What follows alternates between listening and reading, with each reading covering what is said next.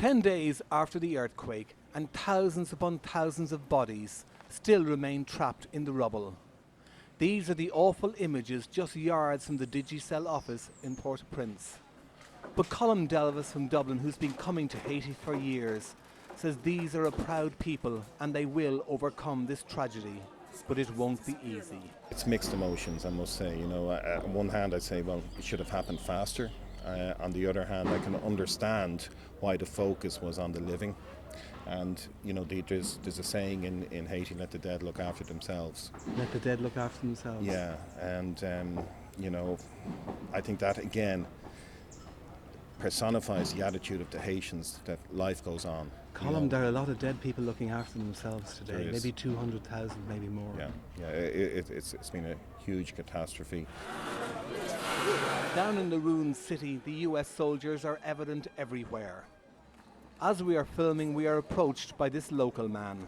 Only God, can help us, even though we got people bringing food for us, but the food is not reaching us yet, you know what I'm saying? Everybody's just laying down, eating bread, no sugar, no nothing, no medication. Even myself, I got hurt in my feet, and I got a 7-month-old baby that I don't have nothing to give him. And I'm outside, no job, no nothing, I don't know what to do.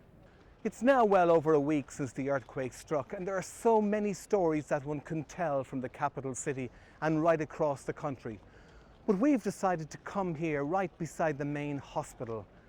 At this very moment in the baking sun, the stench of death from this pile of rubble is absolutely choking. Behind me is the main hospital itself, and in there is, in a sense, a scene of organised chaos, where the international medical teams are now coming to grips with the hundreds and hundreds of injured people. Inside the main hospital, we meet Paul Keneally from Ballinasloe, who's working for the International Committee of the Red Cross. And we have field hospital operating from dawn to dusk, treating up to 200 people a day. Serious surgical wounds are getting a priority, but we also have basic health care for changing dressings and checking the progress. This lady had her leg amputated in our field hospital a few days ago, so they're changing the wounds. So apart from the pain of the operation, the critical importance of getting fresh dressing and it being done properly and being disinfected, it's very traumatizing. You can see she's wearing headphones. It's incredible here that music has a real cathartic effect for people. Before we brought anesthetics, people were being operated on without anesthetic. And they were singing through the operations. Then over here we have the field hospital, which was up in 48 hours. It has been hell on earth here.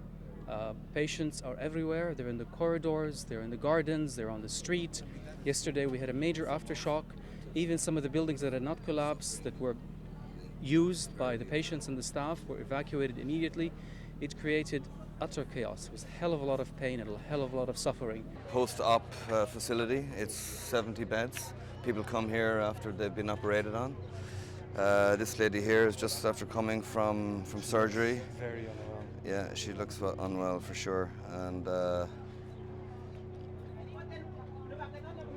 yeah, she'll be recovering for some time. So we allow one family member in per person, just to ensure that it's not too congested. You just have to chop off. Yeah, the infected, they're going to die. Some dies anyway, but if you're going to save their lives, you have to take it out. Badly infected, they're toxemic, running high fever, low blood pressure, have a hemoglobin of 5. So this man is one of the lucky ones. Yeah, he's one of the lucky ones. So this is the scene at the main hospital in the city centre of Port-au-Prince. As you can see, it's quite well organised today, 9 days after the earthquake. But I can assure you, when we were here 6 days ago, it was like hell on earth.